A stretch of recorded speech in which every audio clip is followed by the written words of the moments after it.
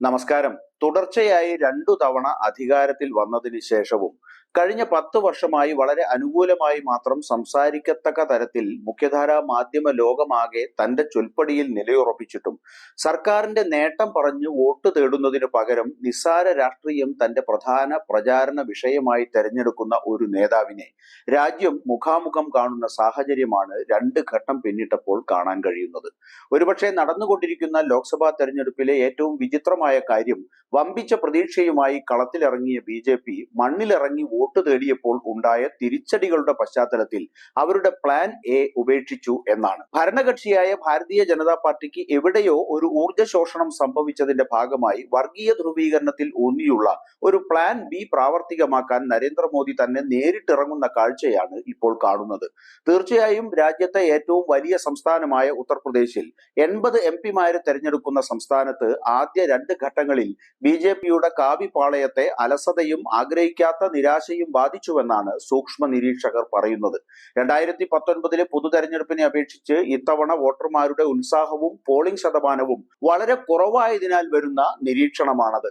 കഴിഞ്ഞ തവണ ബി.ജെ.പി 100% സീറ്റുകൾ നേടിയ പ്രധാന ഹിന്ദി സംസ്ഥാനങ്ങളിൽ 2019 അപേക്ഷിച്ച് ആദ്യ 2 ഘട്ടങ്ങളിലെ വോട്ടർ പങ്കാളിത്തം 4% മുതൽ 6% വരെ കുറഞ്ഞതായി പോളിംഗിന് ശേഷം തെരഞ്ഞെടുപ്പ് കമ്മീഷൻ പുറത്തുവിട്ട ഡാറ്റ കാണിക്കുന്നുണ്ട്.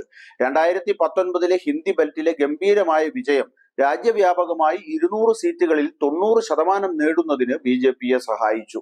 എന്നിരുന്നാലും ഇത്തവണ ഹിന്ദി ബെൽറ്റിൽ കോൺഗ്രസും ബി.ജെ.പിയും പരസ്പരം ഏറ്റുമുട്ടുന്ന രാജസ്ഥാൻ, മധ്യപ്രദേശ് തുടങ്ങിയ സംസ്ഥാനങ്ങളിൽ വ്യത്യസ്തമായ ഒരു അനുഭവം റിപ്പോർട്ട് ചെയ്യപ്പെടുന്നുണ്ട് എന്ന കാര്യം പ്രത്യേകം ശ്രദ്ധേയമാണ്.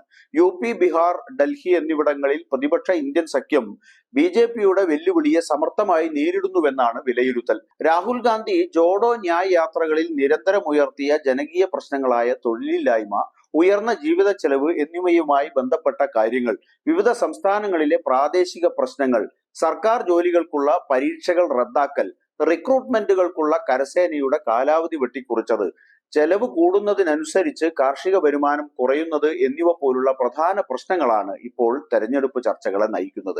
ഹിന്ദി ഹൃദയഭൂമിയിലുടനീളം പട്ടികജാതി, പട്ടികവർഗ, മറ്റ് പിന്നാക്ക വിഭാഗങ്ങൾ, അങ്ങേയറ്റം പിന്നാക്ക ജാതി വിഭാഗങ്ങൾക്കിടയിൽ സംവരണ ആനുകൂല്യങ്ങളെ കുറിച്ച് ഭയപ്പെടുന്നുണ്ട്. വിദ്യാഭ്യാസത്തിലും തൊഴിലിലും തങ്ങളുടെ അവകാശങ്ങളുടെയും സംവരണ ആനുകൂല്യങ്ങളുടെയും ഉറവിടമായ ഭരണഘടനയിൽ ബി.ജെ.പി. കാര്യമായ മാറ്റം വരുത്തുമെന്ന് അവർ ഭയപ്പെടുന്നു. ഇത് ബീഹാറിൽ വളരെ പ്രകടമാണ്. നിതീഷ് ഇന്ത്യ മുന്നണി വിട്ട് ബി.ജെ.പിക്കൊപ്പം ചേർന്നിട്ടും എൻ.ഡി.എ പ്രചാരണത്തിൽ ഊർജ്ജ ശോഷണം നേരിടുന്നതിന്റെ കാരണം അതാണ് എന്നാണ് വിലയിരുത്തൽ. പാർലമെന്റിൽ 2/3 ഭൂരിപക്ഷമുണ്ടെങ്കിൽ ബി.ജെ.പി. സംവരണം റദ്ദാക്കും എന്ന നിശബ്ദ പ്രചാരണത്തിന് ഇവിടെ ആക്കം കൂടിയിട്ടുണ്ട്.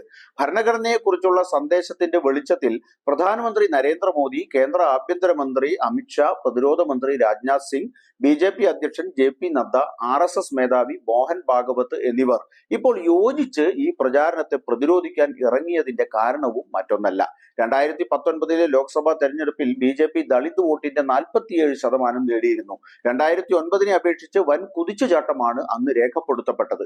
1992 അയോധ്യ സംഭവത്തിന് ശേഷം ഒ.ബി.സികളിലും ഇ.ബി.സികളിലും വലിയൊരു വിഭാഗം വിവിധ സംസ്ഥാനങ്ങളിൽ ബി.ജെ.പിക്ക് വോട്ട് ചെയ്തിട്ടുണ്ട്.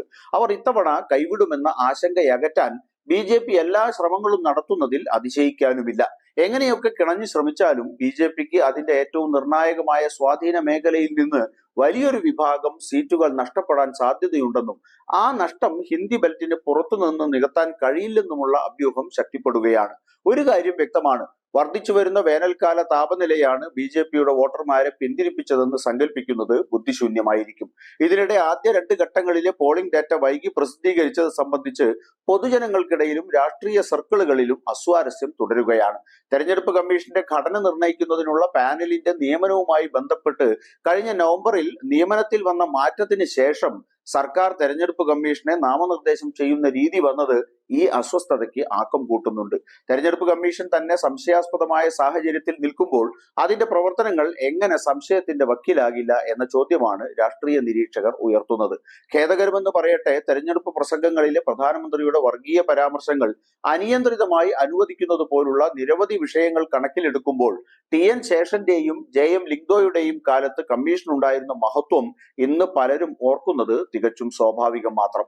ഈ തെരഞ്ഞെടുപ്പിൽ കാണുന്ന ഏറ്റവും വിചിത്രമായ കാര്യം കഴിഞ്ഞ 75 വർഷത്തിനിടയിൽ മുമ്പ് ഒരിക്കലും ഒരു പ്രധാനമന്ത്രി ഇത്രയും തരം താണതായി കണ്ടിട്ടില്ല എന്നതാണ്. കോൺഗ്രസ് പാർട്ടിയുടെ പ്രസിദ്ധീകരിച്ച പ്രകടന പത്രികയിലെ ഘടകങ്ങളെ വസ്തുതാവിരുദ്ധമായി വളച്ചൊടിക്കുന്നതിലേക്ക് പ്രധാനമന്ത്രി പോകുന്നു. കോൺഗ്രസ് നേതാവ് രാഹുൽ ഗാന്ധിക്കും അദ്ദേഹത്തിന്റെ കുടുംബത്തിനുമെതിരെ തലമുറകൾ പിന്നോട്ടു പോകുന്ന നിസ്സാര കാര്യങ്ങൾ ഉയർത്തി തുടർച്ചയായ വർഗീയ ആക്രമണങ്ങളും ജുഗുപ്സാവഹമായ വ്യക്തിപരമായ ആക്രമണങ്ങളും യഥേഷ്ടം നടത്തുന്നു. ഒരുപക്ഷെ പുറത്തുള്ളതിനേക്കാൾ സ്വന്തം പാർട്ടിക്കുള്ളിൽ മോദി ഇതിന്റെ പേരിൽ നന്നായി അംഗീകരിക്കപ്പെട്ടേക്കാം. എന്നാൽ പൊതുജനം ചിന്തിക്കുന്നത് മറിച്ചാണ്. നേരത്തെയുണ്ടായ തടസ്സങ്ങൾ അതിജീവിച്ച ഇന്ത്യ സഖ്യത്തിന്റെ ഒത്തുചേരൽ മോദിയുടെ സമചിത്തതയെ അസ്വസ്ഥമാക്കിയിട്ടുണ്ട് എന്ന കാര്യത്തിൽ തർക്കമില്ല.